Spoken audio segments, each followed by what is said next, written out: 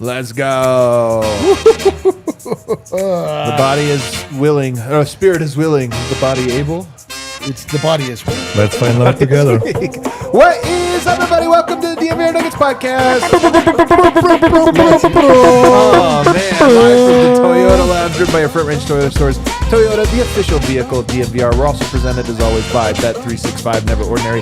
Download the Bet365 app and use that code DNVR365 when you sign up. Choose your offer and find out why. Whatever the moment, it's never ordinary at Bet365. We got one more day off. I enjoyed these 2 days off. I didn't enjoy them, but I required them. That's what I mean. You're right. I needed these 2 days off after that last one, but I'm excited to break down some hangover takes, as well as looking forward to Game 3. And who better to do that with than Brendan Vogt? Hey guys, how's it going? What a panel we have today. Really excited to hang out with the fellas with an extra special fella on the end there. What a treat. No, there you go. A little teaser right there. Stay tuned.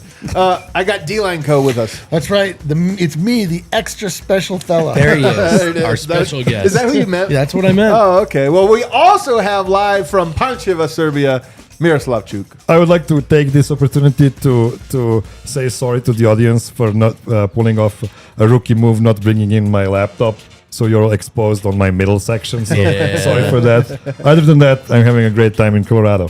You and me both, man. My computer broke again. This is the second time in one season my computer's broke. I had to take it to the geniuses. What did you do? Nothing. I was here and it worked. I went home and it didn't work. You know, you're not supposed to chuck it against the wall. I guess. So mad. Yeah. Terrible The show. Lakers won? Yeah, maybe. It is true, though. When you don't have it, it's funny how naked you feel sitting up here. Bro. Gross. Yeah, very naked. Nuggets had practice today, which is nice. You know, kind of get to hear from everybody one last time before Game 3 and find out some of the themes. Vogt, what do you have for us? Well, there was a lot of talk about Michael Porter Jr., fellas, in today's practice, and I think understandably given both the ways games 1 and 2 went in juxtaposition, and of course the joint injury that he suffered in Game 2 as well. So we did hear from Coach David Adelman on that joint. Is it a joint? It's for sure a shoulder joint. Is that what it is? Like a socket? It was they're saying shoulder now. First they said joint, so I'm just going to assume shoulder joint. I don't know. Not a doctor. But he did say he's very optimistic about Michael's Game 3 status. And he said, I don't think Mike gets enough credit for how tough he is, what he's played through over the years. His pain threshold is something that people don't understand and don't get, that he deals with all year long. So do I know if Mike's going to play? No. But I do know if Mike can play, he will. It's kind of a big deal right now. I mean, I'm hearing that I think he's leaning towards giving it a go, meaning he will play and try to gut through it. But one, I do appreciate that he gave him a shout out, because Mike is not thought of as the toughest guy in terms of, is he a guy that's always diving on the floor and knocking guys over? That is one type of toughness. But another type of toughness is he had 3 back surgeries and didn't quit. Yep. It's true. And I had a similar, I went snowboarding once and fell. My arm was sort of in the same way, and I imagine I got something similar. I pinched, I think, a nerve in my shoulder, and that hurts. It hurt, and it hurt for shoulder. A while. Yeah, it hurt for a while. I thought I really tore something, but I didn't, and it took a while. It took 3 weeks or 2 weeks, and it was fine. But if it's anything like that, I'll be surprised to see if he plays well. You know the Theragun? I have a Theragun. I swear by it. Yeah. Shoulder, one of the best places to So be good. hit with the Theragun. You get hit in the shoulder, it's like, oh my God. Interesting. So just as a little anecdote. All right, we all have things from our lives we can add to the rich texture of the MPJ Nuggets. should try a Theragun. It feels great. Yeah, right. We saw 20 Terragons in front of the locker room. Yeah, they all have on the one. game night. Yeah, so yeah. Are we supposed to say that name, that trademark though? It's a gear tip. I mean, come on. Come on, man. I'll give him a little free We're not advertising. that capitalistic. Yeah. Yeah, I'll give him a but little kudos free to Mike for we everything will edit it he's out, yeah. done after his body suffered so many hits so far in his career. So kudos to him, and yeah, I hope he does give it a go tomorrow night, and he plays great. But if he can't, this is the big deal. Like, the Nuggets have one shooter without Mike. It's Jamal Murray. If you take him out of the equation, it's like, what are we doing? Good. Let's use that as a segue and go quickly to spacing. We'll come back to Mike because spacing was a big topic as well today. And to Adam's point, Mike is the one shooter. And in game 1, defense was the reason he couldn't stay on the floor. In game 3, it may be injuries.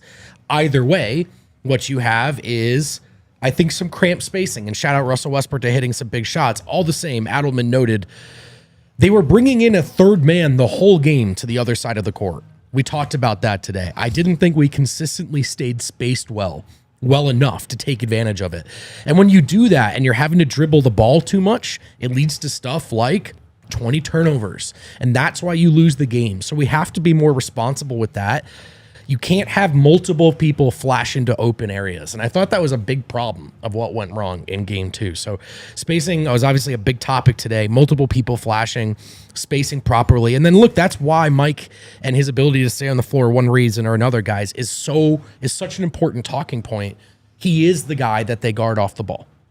So, and Adelman had something the other day where he talked about spacing is not just about perimeter, it's also about cutting. Right. And I think what's going on, CB has another line, I just kind of jotted down here. He says a lot of it is just being organized and in the right spots. And to me, this was actually the big takeaway from games 1 and 2. And if we take a step back, Adelman comes in, there's an injection of buy-in and belief and re-energize. Okay, that's an important foundational piece.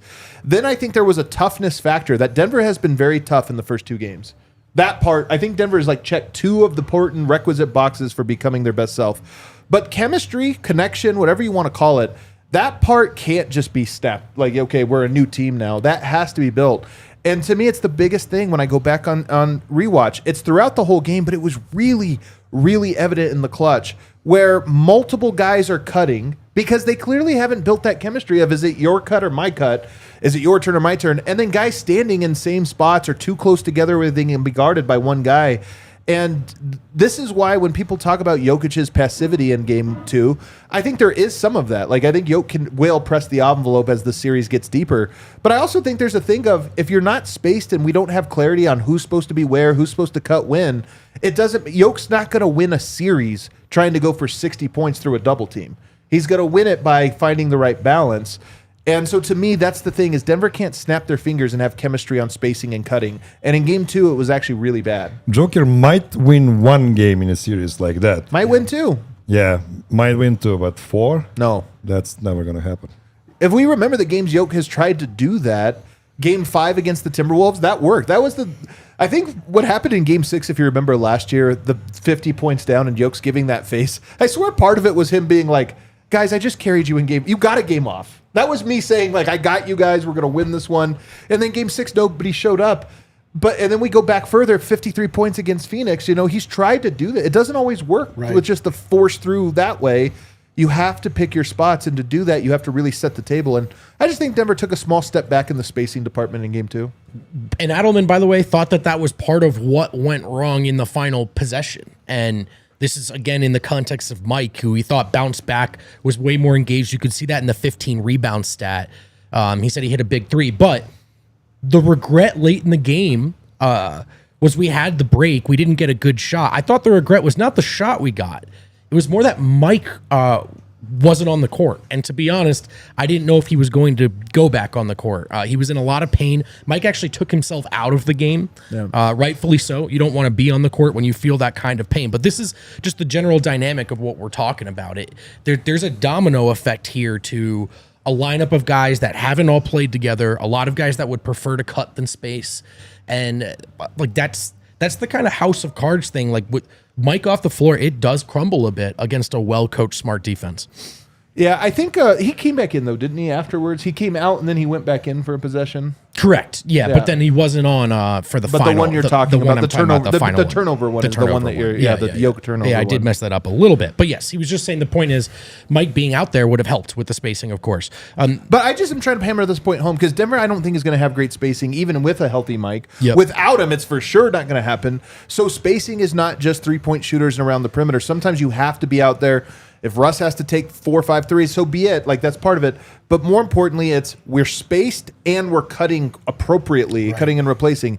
And Denver had neither of that at the end of game 2. They were neither properly spaced nor cutting in sync. They were cutting together, and it created turnovers. And the tough part is that's typically the domain of the two-man game, and that was not necessarily firing as well. I mean, it seems like obviously everybody on earth knows that is the Nuggets' preference to go to in that setting. But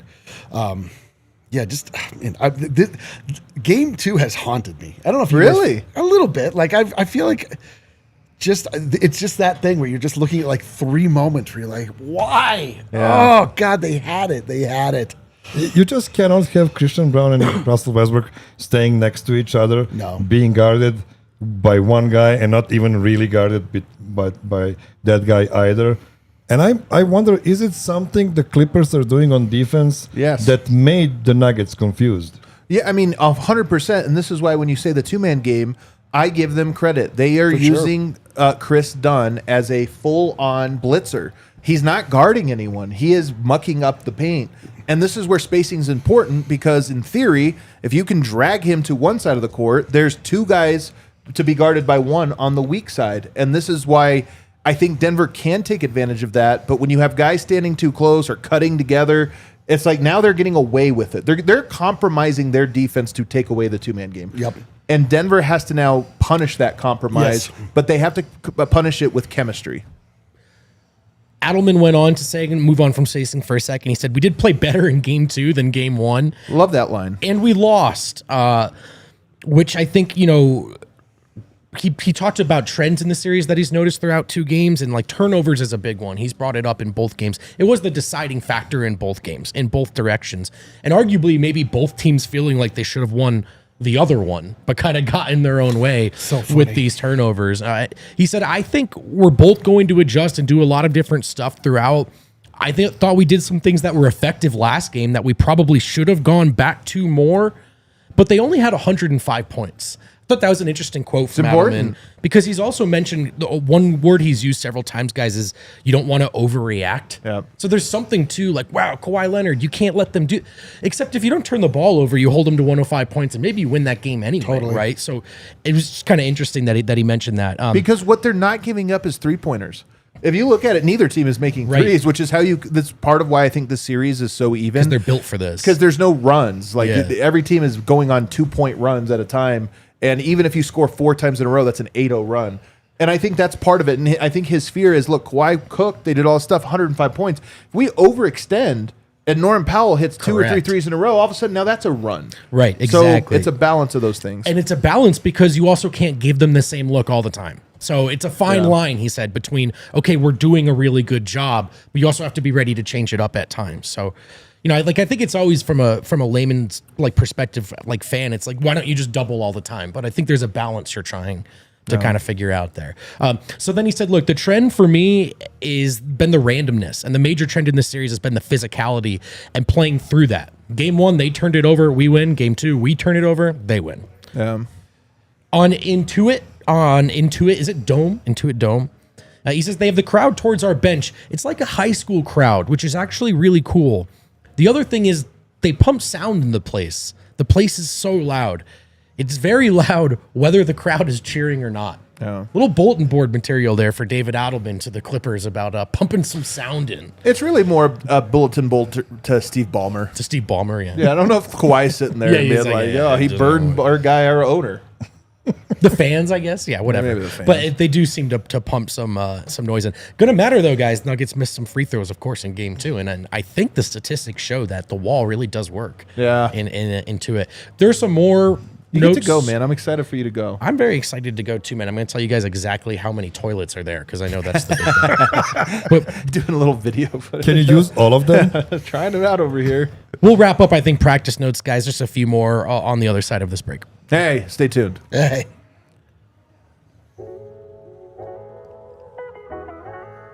Experience Monster Jam live and become a fan for life with awesome trucks, amazing stunts, action-packed excitement, and big air. It's the definition of fun, for everyone. Watch as 12,000-pound trucks stand on two wheels and fly through the air. Plus, you'll be in the middle of the action as you get to score the drivers in real time based on their skills, stunts, and saves. See the world's most popular trucks like Gravedigger, El Toro Loco, Sparkle Smash, and more. Only at Monster Jam. What was the last as one? big as it gets. Sparkle Smash. Sparkles, okay. yeah, that one. I don't know if that one is. Yeah. What's your favorite truck? Sparkle Smash. I think it's me, like, whatever. I don't know. I don't know. The best kept secret, the Monster Jam post-event driver meet and greet is your most exclusive your opportunity truck to meet and mingle with the drivers shortly after the event, take photos, get autographs, hear competition and takeaways. Plus, you get an official souvenir with a checkered flag, perfect for autographs. Chunk Dickwell. Burner account. Sunday. Monster Jam hits Empower Field on April 26th. Check out the link in the description for tickets. How about that? About that. And oh, come on, Notion, don't do this to me right now. I have it. I really did have it. I really did. Oh, come on, man. Do you want me to bring it up? Oh man, No, what is no, it? It's gone. It's Dude, this is a big one, too. help. Get me started on this one, D-Line. The Big Brothers and Big Sisters. Oh Listen, my God! This is a massive thing. So we have a brand new Our first partnership. ever read. We have a brand new partnership with. This is so cool. Listen, like, you know, we feel pretty strongly that our role in the world is not just to report and entertain, but we feel like we are here to serve the communities that we set up our sports network. 1000%. We are here to make sure that the people that love the Denver Nuggets have everything they need to be able to follow the team, but also are able to feel connected to a larger community and also have an entity that is looking to think about the city, not just the teams. And this is a perfect partnership for us. Big Brothers Big Sisters is obviously it's everybody knows what this is, but it's like a really it is a beacon of good in this world. It's you know, we're always trying to make things a little bit better, and I just love the idea of us making we signed a big 3-year deal. 3-year, yeah. We are, and part of that is that we are donating money. We are donating time. This isn't just a quid pro quo. We are actually getting involved in this ourselves. You have the opportunity, you can become a big to a little if you'd like to be a mentor, if you'd like to, maybe help somebody that needs a little bit of help in this world. A little good goes a long way. But you can also donate money to the cause. There's lots of ways to get involved. But this is something that I think that we all feel really proud about. I don't know if there's any specific things. The partnership kicks off this week during our NFL draft coverage, but it doesn't stop there. We'll be working year-round to support Big Brothers, Big Sisters through fundraising, content, events, and even some opportunities for our team and maybe some of you as well to get directly involved. We're excited to support youth mentorship that really makes a difference. You can learn more and see how to get involved at bbs.org/ALLCITY. All right, back here, segment 2. I also want to remind you guys that it is an away game. Where else to watch the game but the DNVR Bar? You can sign up right now on using our Eventbrite. See it on Twitter. It might be in the description of the show. It is. It's in the description of the show. So you can reserve a table. But if you didn't get a table, you can still come out. We do standing room only. So if you didn't reserve anything, don't not show up. Just come. You might not get a table, but you know what?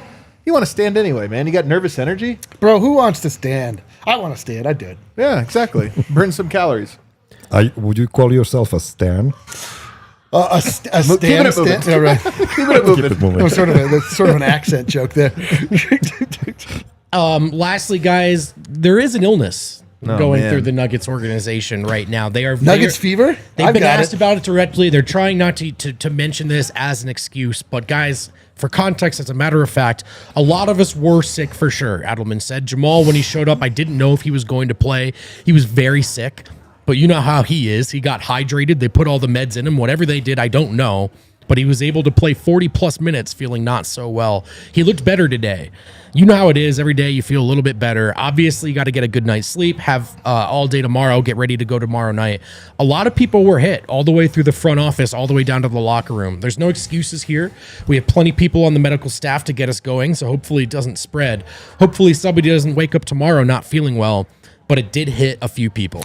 This bodes well, in my opinion, because I think Jamal Murray was good last game. He was. but it makes me think he could have been great. And it's almost like Dude, you took a great game from him. Now he has to be great. Jamal Murray, to me, is maybe the biggest X factor. He's been good. Always. They need him to be great, and I kind of expect it from him in Game 3. I mean, when we were filling out our little questionnaires about the biggest X factor, I mean, my first thought was to designate Jamal as the X factor, which seems insane because he's theoretically the second best player on the team, but it matters a lot what Jamal Murray does. And he came out, I mean, I didn't know he was sick. First off, we just couldn't stop laughing about the fact that he basically came out swaddled in a blanket that was just like a big oversized baggy like long sleeve t-shirt, but like Swaddled. It makes sense. Like the man wasn't feeling well. He like wanted to give himself comfort via clothing. And he still played like a good game, you know? But the point being is like, he's got the capability to go so much higher. That's the thing about this series that I find so interesting is that it feels like both teams have guys that haven't quite hit their capabilities yet, like Norm Powell and Jamal Murray and, you know, Michael Porter Jr. sort of did in the second game, but it's just, you feel like there are guys that have more to give, which is going to be part of that dynamic. It's like, who's on, who's off. But Jamal Murray, man, like if that was him feeling bad and ramping up, you got to think 3 days time, he's got a little bit of time to feel better, that like the progression is only going to go and go and go. And we can start to maybe put a 3 in front of the scoring titles or scoring totals he has, not just 2s or 1s or 0s. My biggest concern before this series was whether Jamal's hamstring injury is going to linger or is going to look great. He's been looking really good so far. So I feel he's healthy, and we know what a healthy Jamal Murray can look like. So I'm really optimistic about him coming out in Games 3 and Game 4, honestly. I even think Jokic just sounded a little under the weather. Maybe that's just more about being more vocal lately. We know he lost his voice a few games back. All the same, we know it's in there. We know the Nuggets are dealing with it one way or another. A couple more notes. They do want to attack James. Why are you letting this Lakers fan spam the chat, Gal? He's saying like nothing wrong. All right. He's the only one in the chat today. He says they do want to attack James Harden more, but you don't want to overdo it or overcoach it. It's like it's about wearing him down, not just getting him in the action. And that's simply just whoever he's on, just attack, right? So they do know, like, they were able to get a few personal fouls called on James Harden. James Harden is an underrated post defender, as Adelman pointed out, but I think he's one of those stars that, look, people want to put Jokic in a pick and roll or whatever. Totally. It's really just running a pick and roll in 2025. The center guards it, whatever. But like, they want to keep James Harden involved as well, so that wears him down. So that was something he mentioned. And then lastly, we heard from Peyton Watson, who thinks everyone's actually excited about the opportunity to guard Kawhi Leonard. I think Peyton Watson sounds more excited about it maybe than other people. He mentioned that there were 2 possessions he got a shot at. One, Kawhi hit a tough bucket. One got a stop. I remember. But he's excited to get that opportunity, should he. And I think that's of note, of course, given the injuries that Porter is navigating. That is hilarious. He's like, everyone is excited. I'm like, everyone here is excited to design shirts. Everyone, we can't get enough. I think P-Watt is super excited about the idea of guarding Kawhi Leonard because he wants to showcase like, there's no better way to showcase the defender you can be. Yeah. It's hilarious. The only other thing I have here, Christian Brown had a note on Adelman where he said who was asked about Adelman's like practice today. He said nothing extra, what does he share with the team? He said nothing extra, just what we didn't need to know. His knowledge is as high as anyone I've ever been around, which just shows you again, I mean, because there is both the story of this run, but also the Nuggets have a vacancy at head coach. The players all talk about him, but it's the specific way that he's concise. I think players hate when coaches talk too much. You know, like, man, we're sitting in this meeting, it could have been an email kind of thing. Yeah. I think they're like, he's very to the point, he's direct, he's clear. But he's extremely knowledgeable, and it's just something to keep, in the back of your mind. And by the way, he doesn't think of himself as the smartest guy alive. He always talks about his high school coach. He talks about him like a guy who knows way more than like most NBA coaches, and that shows you that he's humble as well, which also I think bodes well with the players. Yeah. I kind of like it, man. He has some momentum. Now we go to hangover takes. Just kind of a brief little hangover takes here from the last one, since we did take 2 days off. But Miroslav, do you have any thoughts on this game that were different from the immediate aftermath?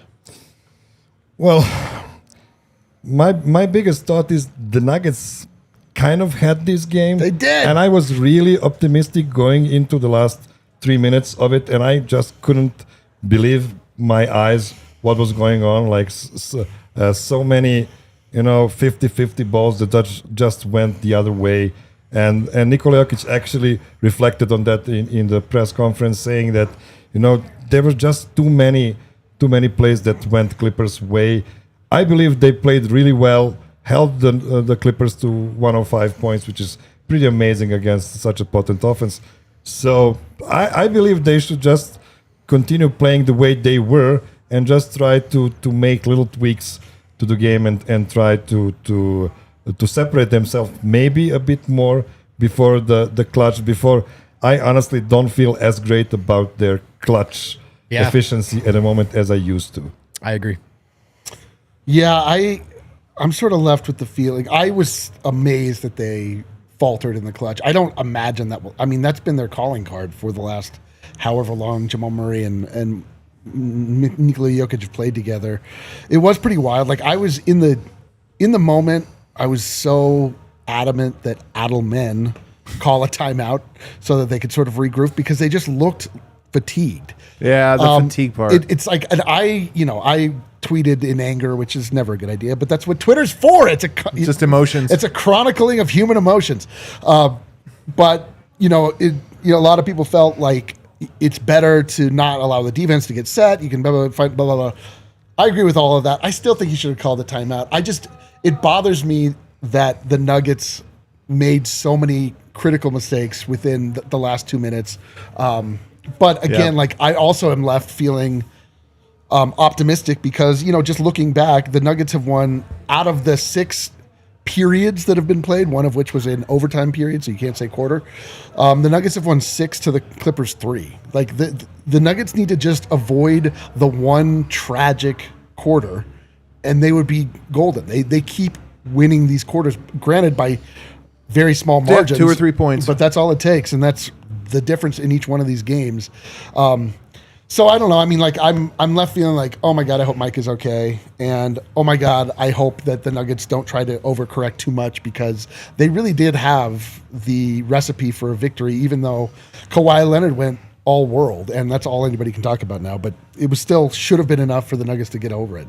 Yeah, my big takeaway is I actually really did not mind their approach to Kawhi Leonard. I thought that it was tough twos, and I think Denver can trade tough twos. And obviously, there were some big shots he hit that you'd like him to have missed, of course. But the thing is that they let Kawhi hit his tough twos. They let it be a Kawhi game, a Kawhi team, and then they sent doubles late in the game. And honestly, they got some stops. Yeah, they did. But then Mike turned it over, or Aaron missed the dunk, or whatever it was. So, guys, to me, the biggest stat. How on earth did that happen? You want to see a stat for a series separated by 1 point through 2 games, 1-1.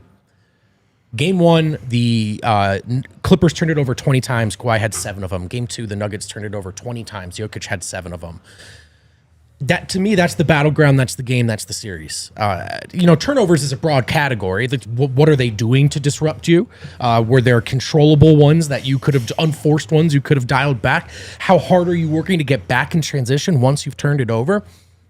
But under that umbrella, the Nuggets crushed them in that area, and that's why they won game 1, and they got crushed in that area, and that's why they lost game 2. So to me, it's less, if I'm a Clippers writer, Kawhi's the story, and that's the story that I'm writing. But as a Nuggets writer, after game 2, I wrote about the miscues, and I wrote about the turnovers.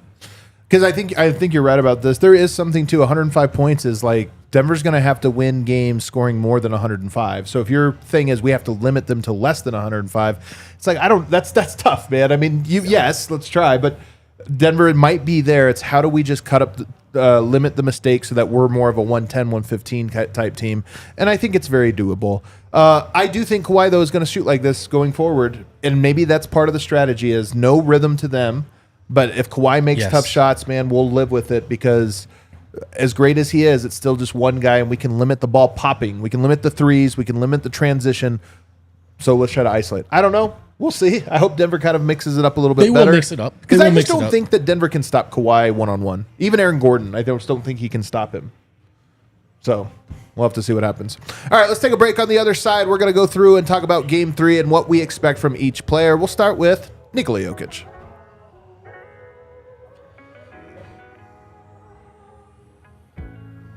You know what time it is, Gail. It's do we have these swept? All right, let's talk about Empire today. Yeah. The emperors of flooring. They've actually asked me to stop saying that. They think emperor has a certain connotation these days. Just kidding. They do not communicate with me directly ever. With Empire today, you get shop at home convenience, the right product for your needs, quick and professional installation, and a price match guarantee. If you don't know, you should know. They've been marketing my entire life. Empire today is the best place to get new flooring. So of course they have copycats, but they can't beat them on quality, service, and speed. Some of them offer lowest prices around. That's because they offer product that's so low quality, Empire today would not even bother. Their philosophy is to help you find what you need, not overwhelm you with thousands of choices and substitutes. The virtual floor designer is a great way to do that. Basically, you're just looking how it looks in your home, in your living room, with your furniture before you make any costly commitments. Schedule a free in-home estimate today. All listeners can receive a $350 off discount when they use the promo code DNVR. Restrictions apply. See empiretoday.com/DNVR for details. And now, my good friend Kale Sorbo, I believe it is Miller time. Do I have that right? What a treat. No, it's all right. We got them both in. KS? Miller time is a amorphous time. It's not, so amorphous. You know what I mean? It's not like some people are like dinner time is strictly 6:30. I kind of find Miller time is whenever you'd like it to be. It really dovetails nicely with your social standing. That's right. You know what I mean? Pretty much the only time it's not Miller time is when we know the times. You are driving. Yeah. Other than that, it can be Miller time if you want it to be. Why? Because Miller Lite is the original light beer. It tastes great. It's got more of the stuff you want and less of the stuff you don't. And honestly, I mean, one of the great expressions ever coined is if it ain't broke, don't fix it. And man, Miller Lite, it's not broke. It's been the best in the original light beer for a long time. It's got a clean finish, feels refreshing and easy to drink, tastes like a beer. It's got those core essential beerness qualities, but it's only 96 calories and 3.2 carbs per 12 ounces. Miller Lite, great taste, 96 calories. Go to MillerLite.com/DNVR to find delivery options near you. Or you can pick up some Miller Lite pretty much anywhere they sell beer. Tastes like Miller time. Celebrate responsibly. Miller Brewing Company, Milwaukee, Wisconsin, 96 calories and 3.2 carbs per 12 ounces. All right, there we go. Back here, segment 3, DNVR Nuggets Podcast. Go ahead and throw us a like. Make sure you're subbed. So let's go into it now and talk about expectations. Game 3, Game 1 and 2, to me, in a lot of ways, were a fill-out game. There were adjustments that were made. There were strategies that were implemented, but I don't feel like anything too crazy has happened. Denver's thrown out some zone and stuff, but to me, those are more just curveballs every now and then. I don't feel like there's been a crazy shift. I don't know if I expect one in Game 3, though, Miro. This series might just be what it is. Yeah, what's interesting to me is I thought for the duration of Game 1 and Game 2 that it was really important to try to get Ivica Zubac out of the game because he's a really good big. Yeah, I don't but think then he fouls. But I then checked the box score, and then it was like 50-32 in rebounds. Yeah. In Game 2. Right. It was a Underrated storyline. Huge discrepancy there, even with Zubac playing big minutes. So I'm not sure that going trying to get Zubac out of the game is actually the best way to approach it, as I was before. So I don't know. I don't see huge tweaks that are needed for the Nuggets. They just need to keep playing disciplined. They need to clean stuff up, as Adelman likes to say. So just play clean and try to be smarter on offense when you're trying to deal with doubles. My thing is like I feel like Adelman has to find time for Jokic to sit. Yeah. He really, and I probably would have done the same thing.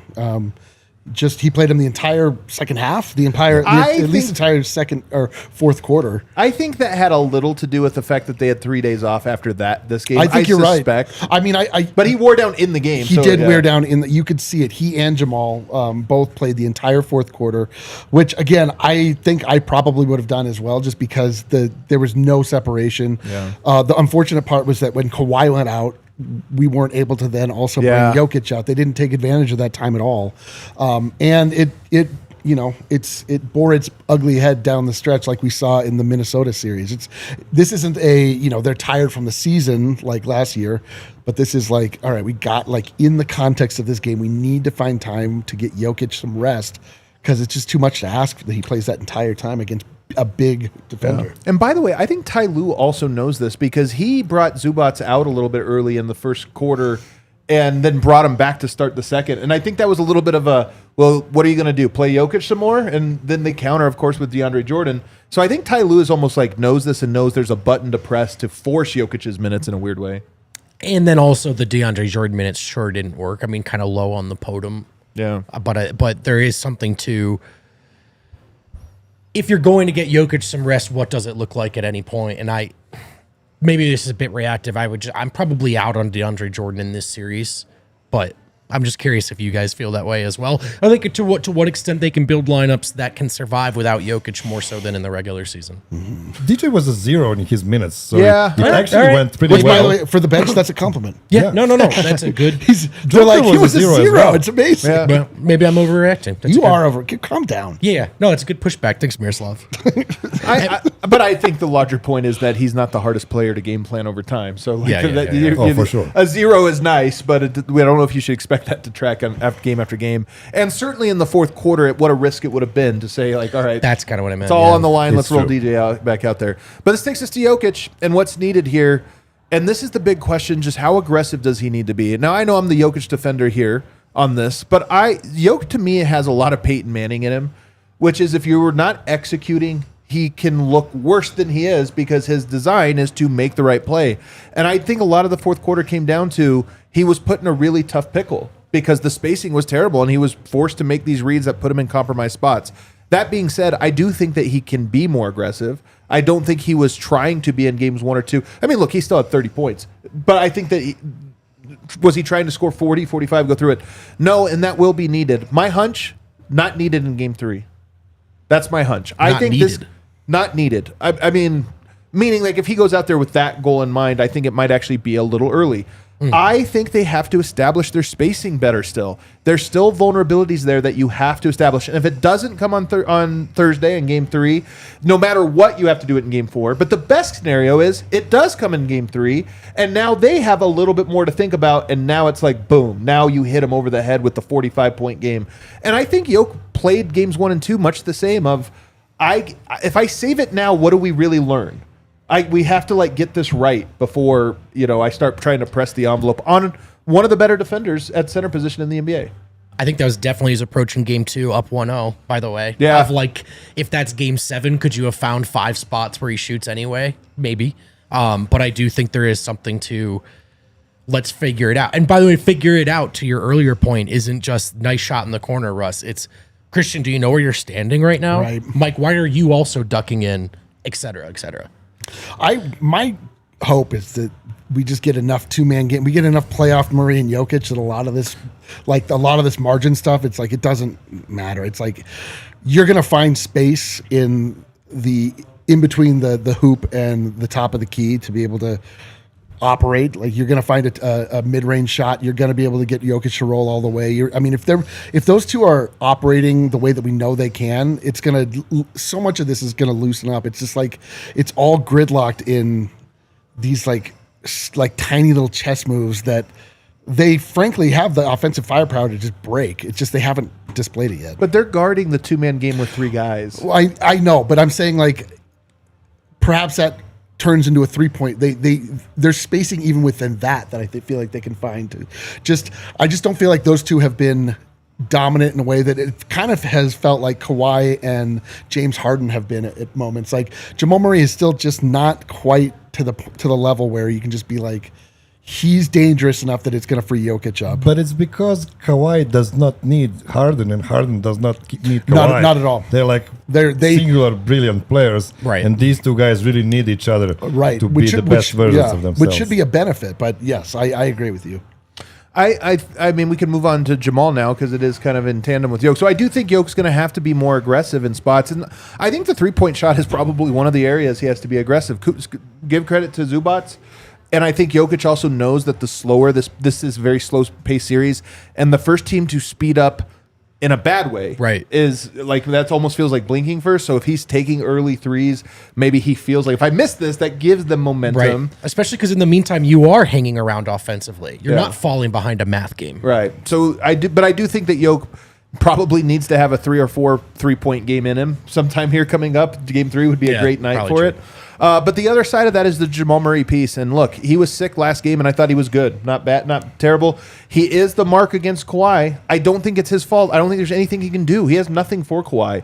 And so Denver's going to have to be smarter to help him out there. But offensively, the Clippers are like the Nuggets. They know what the best thing to do. Bring Dunn up and just trap, play 3-on-2 defensively against those two, and then 2-on-3 behind it. And so far that's worked. That's why the spacing piece matters. But in the moments when they're not doing that, there is a moment. A Murray flurry is on the table. It's so on the table. And the Nuggets need. When we talk about nobody's broken the game open, it's always just been 2 points here, 2 points there. A Murray flurry is the type of thing that breaks it open. For sure. And I think that in Game 3 needs to happen, honestly. Absolutely. Because then it like scrambles the Clippers. They don't know what they're doing. They're like, oh my God. And we were so close. If he would have broken out last game, we could have called it the flu arrow game. Did you think about that? The flu arrow, that would have been good. The flu arrow. Yeah, I actually think Joker tried at the end of game 2 to push the envelope a bit more. He was making Zubac's foul a bit. He got some free throws. He just didn't make a lot of them. And that's also one way you can free up Jamal. If they overload on Joker, Jamal could have more space to just dance on the court. Yeah. Anything from Jamal Murray, you think? I think I agree with everything you said, and I think it's happening. Yeah. I think Game 3 is my Jamal Murray. I think Jamal Murray's been okay. Yeah, but I think Game 3 is Jamal Murray looks very good. We need a 30-point Jamal game. I also think Jamal is the third best player on the court game, because I think you're going to get Jokic and one of Harden or Kawhi every single night. Who's the third best player? Right now it's been Zubats, Kawhi, or Harden. It'd be so much better than the next group of guys, as the third. And I don't know. Maybe I'm putting too much stock into some non-tangible stuff, but Murray coming out of the illness feeling better. I think Murray is very pissed with how he's played in the first 2 games. I think Murray does not mind going onto the road, especially in Los Angeles. And I think there's a little bit of I think Adelman would say he likes when that beast is poked, or woken up. And I think Murray is on the verge of like an FU kind of performance. And I think it would be timely. I would take it. Yeah. We can get to one more here. For Aaron Gordon, I think it's also a sneaky thing that Aaron Gordon was dominant in Game 1 and not in Game 2. And I think health is a factor there.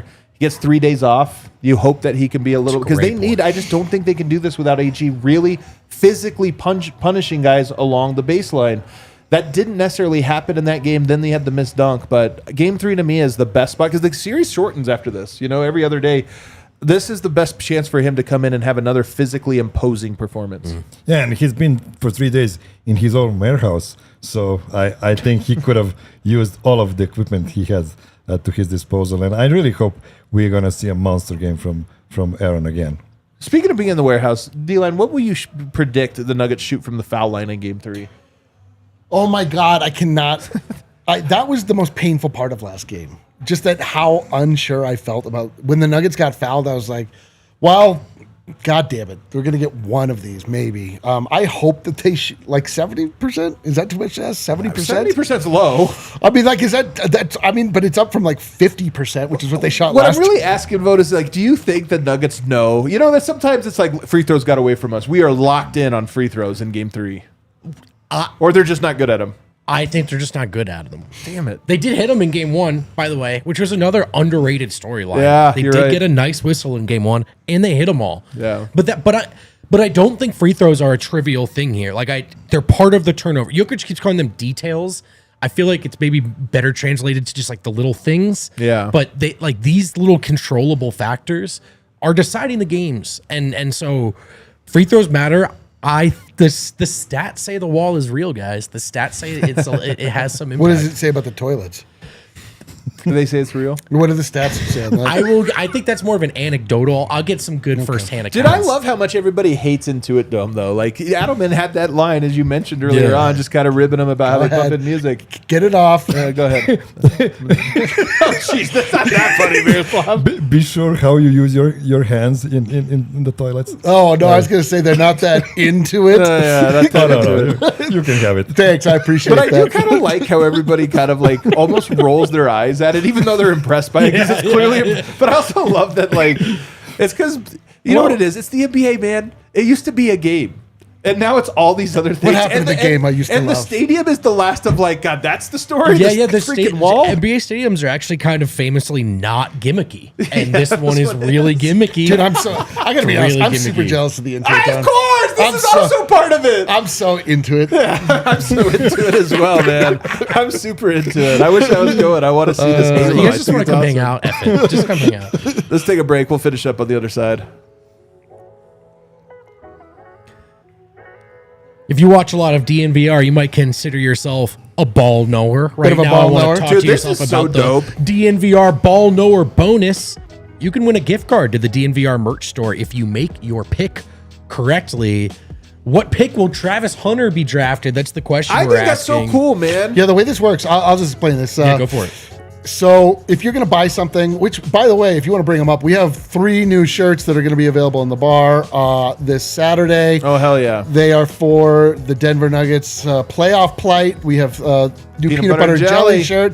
We have an unnamed player that's looked like a skull and wears 27. Don't know his name. And the official playoff shirt, Strike Gold. I didn't make a beast one. I just whatever.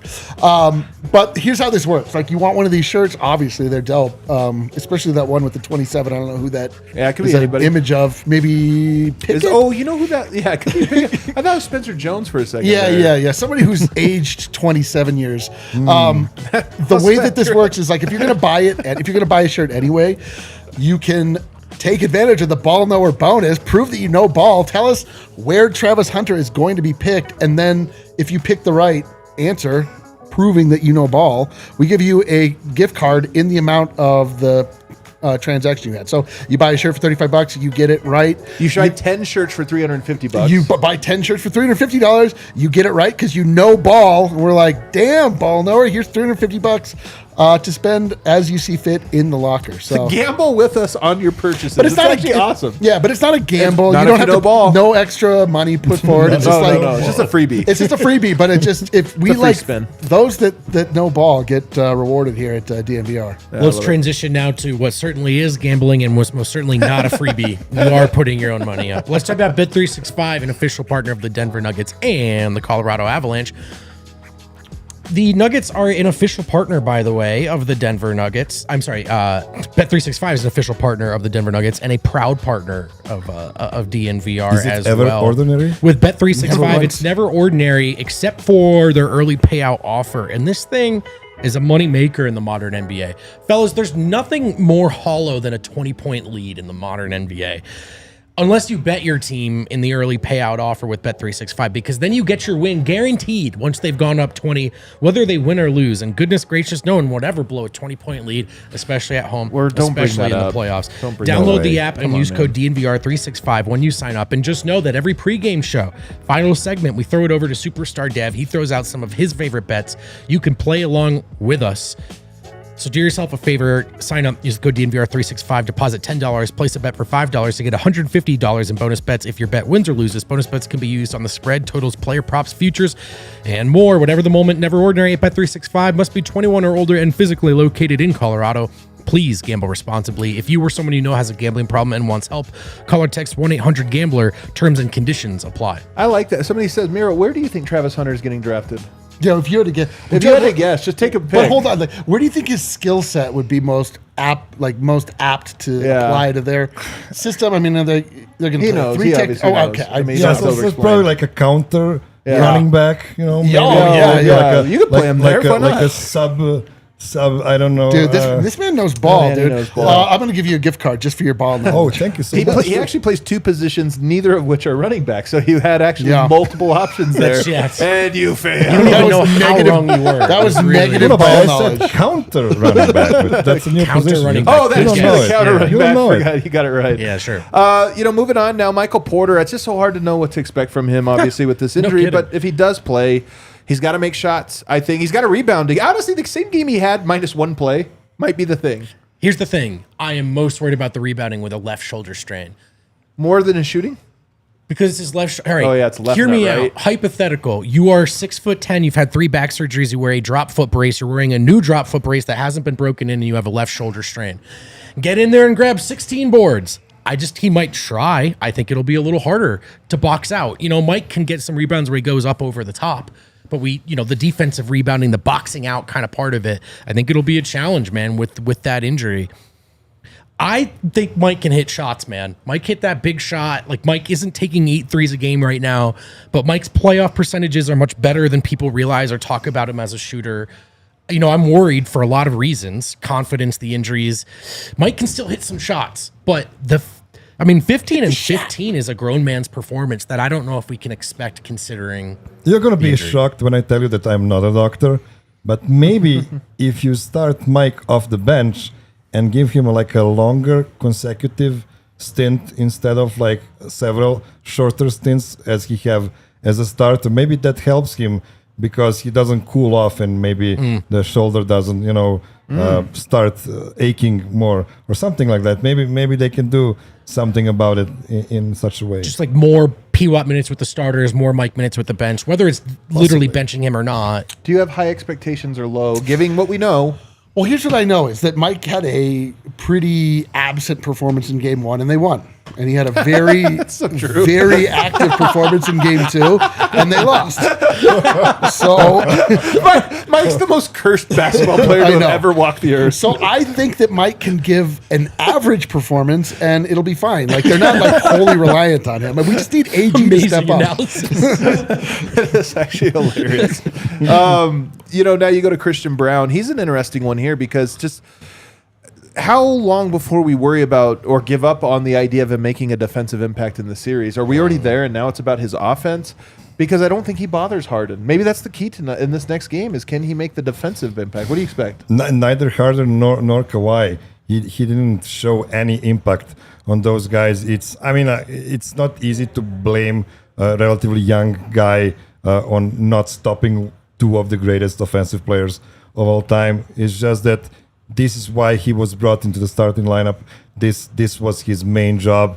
Yes, his offensive leap was nice this regular season. We haven't seen it yet in the playoffs. I hope he's going to be more confident on his shots because he was kind of hesitant, especially in game 2. So I hope we see a better balance from his side and possibly some greater impact on defense as well. Yeah, what do you think, Vogt? I'm sorry. Can you hear me CB again? Sorry. I am more concerned about sort of where CB's at with like organization and role and clutch time on offense. It doesn't make sense that he was the one bad at this in the clutch, man. That's the part that has me shook. Remember there was a turnover at the end of the year where he bumped into Jokic. It looked like Jokic's big turnover to lose the game, but if you watched it, CB kind of misread and bumped into him. So just like, surprisingly, there's been a little bit of that. Some of this is because him and Russ are the same. Yes, like they're both the guys that are better and more comfortable cutting. So I think there's he's usually next to Mike. All right, Mike, you space, I'll cut. Yeah. And now it's a little more, which one am I right now? See, I don't totally agree with the premise that he didn't see him. Like, I'm looking now at the stats. Like, James Harden scored 32 points the first game, but he shot 20% when Brown was his primary defender. Like, I've watched him stay against, like, James Harden was scoring a lot of threes that were deep. He was scoring a lot of times at the rim when he was just getting by.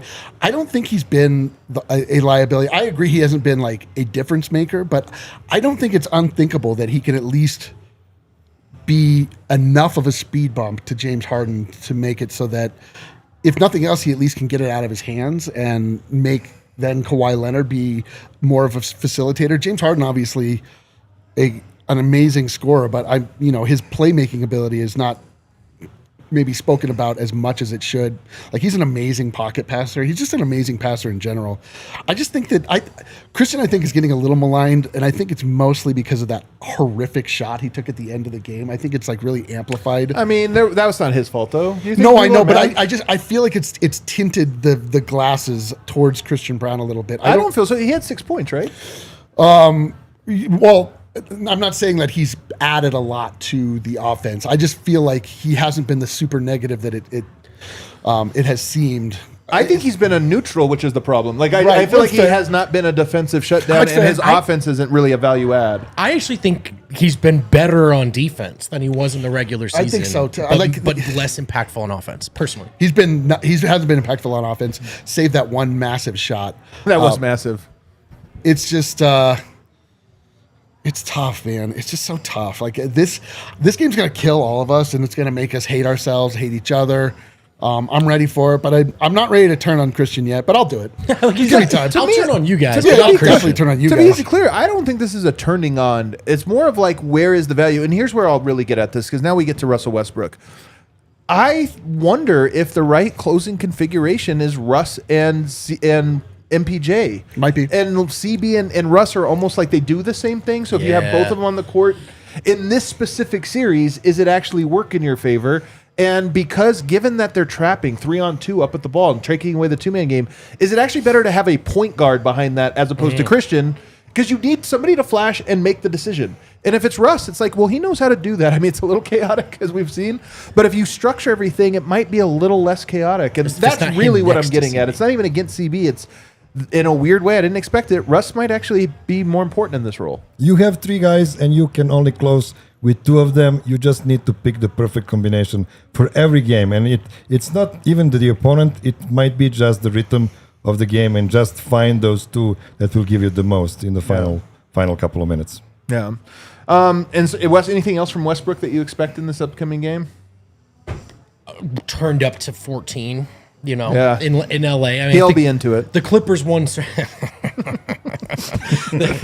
He's really gonna flush the The competition. Clippers' tenure, I think, went a lot better than the Lakers one did for him until they brought in James Harden, right? If I'm wrong, and kind of forced Russ into a more less of a role when he was kind of playing really well for them as a starter. So I would expect one way or another Russ to be turned up to not 11, but 14. So maybe an amazing play on defense followed by a brother, you didn't have to take the layup type deal. One other thing about Russ, he had a line after game one where somebody asked him about somewhere comparing his time in the Clippers and his time in Denver, or how does he feel, getting a win against them. And he said something of like, not yet. He's like, there's time for that after this series. If we if we win, I have something to say, but like not right now. I'm not going to say it. So many things so far. Yeah. But it also made me wonder if like he's going back to a fan base that called him names to some extent. I think the Clippers were not nearly as bad as the Lakers, but Russ is the type of guy that it only takes one guy saying something. He's like, all of them. I do wonder if Russ is he's an turned LA up guy. to 11. It weighs fewer good and bad. fans. It's fewer fans in Clipperland. This is why it felt nicer.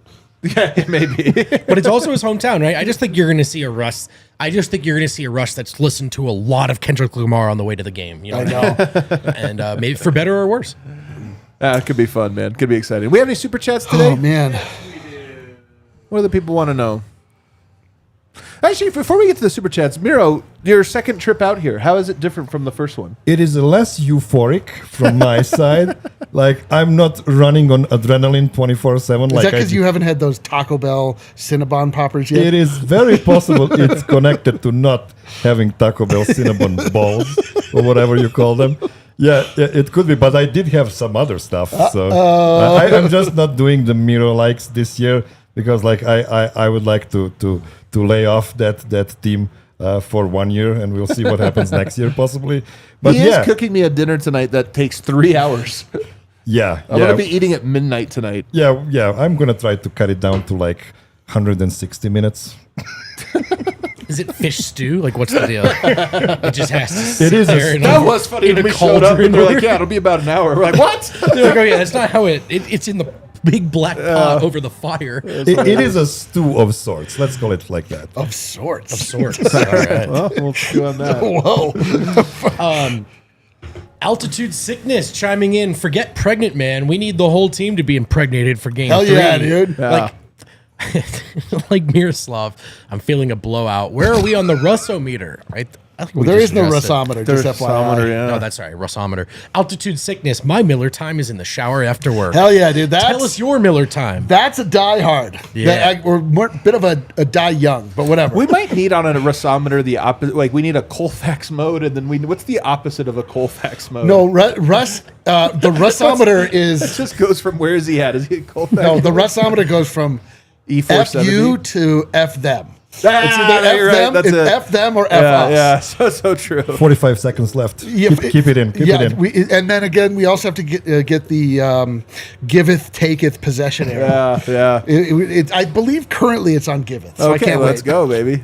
We should go to overtime real quick. Everybody, if you're watching on our fast channel, head on over to overtime On the internet. on the World Wide Web. What the fuck is overtime? Too soon. That's why you wanted to Too get quick. Write the report. You went too quick. Oh, what a bummer. He has to write the Unbelievable. report Why anyway. did you say it's Yay. overtime then? Oh, You know how long man. that's a 3-hour report too. It's like It's that. crazy. It's a stew of sorts. You just ruined Kale's Wednesday. All right, Boyan Janowski just dropped my first super chat ever after 10 years of watching the show. Hell yeah, yeah. Dude, let's Our go. guy, Fact dude. checked. You know, maybe more like 7, but I feel you. Had to do it. Wish our Nugget Kill. Can you pull up the other thing, the chat, not the. Thank you. To just wish our guessed. Nuggets some luck and let you know how awesome you all are. I'm genuinely enjoying the show. Much love from Oh, Serbia. man. Much Thanks, love from homie. our Serbian Thank you, brothers, Boyan. Thanks, man. homie. Except Thank for you, Miroslav. Boyan. Hi, guys. Nugs. Nice haircut, Eric. Thanks, guy that's watching and no one that's actually in my life. Nugs. What is the real chance of Jokic and Giannis teammates? Possible. Non-zero. Non-zero. It's enough for me. We don't get to off-season It's speculation until non-zero. off-season. It's non-zero, but I will tell you the chance is 0. 303 card, spicy. Jokic shooting 90% free throw in front of the wall. He played in Serbia, brother. Ballmeter better crank that Zune up to 11. I love it, man. My favorite, dude. He probably still does have a Zune. He's like, We it's didn't- just as good. We didn't make a big enough deal about this. I thought the greatest interview little segment I've seen was when Anthony Edwards recreated the Nikola Jokic soundbite when he was like all playing in LA. He's Oh, like, yeah. brother, I played in Denver. Yeah, no, it's so great, man. Everybody else like, brother, I played in Serbia. I can't, despite him, I still love him. I can't figure it out. No, man. dude, he's unhateable. It's so It's so disarming. insane. He's got too much. You know what he is? He's got that Brendan Vogt thing. Like everyone Oh, that it's so knows him should hate annoying. him so deeply. It's like so me especially. annoying. Everyone that watched the show, no one should like Brendan, but he's too Just goddamn so charming. man. Oh, it's overtime. He's too fucking charming. little New dimple. year, new me. So you there. Mr. Exquisite Nugget. Hey, Miro, let's win game 3. No, Eric, don't jinx. Yeah, dude. Gosh, man. Come on, Eric. Dang. Eric, God, unbelievable. Man, Nuggets are back tomorrow. I'm ready. If they were back tonight, I would not have been ready. But I'm gonna go home and sleep. Brother, I even though my diaper is quite dirty, I'm content to sit in it for another day. I'll just put an extra. I'll get some Mando. You know what I mean? Yeah, I get please. Adam, As you much really as you think get. you're gonna sleep after my kind of stew? Oh my god. Stew of sorts. I might have to Let's call find it out sick together. tomorrow. We're gonna find out. Everybody, thanks for watching. Hit that like button. Come to the bar tomorrow. Let's Be go. here at the bar.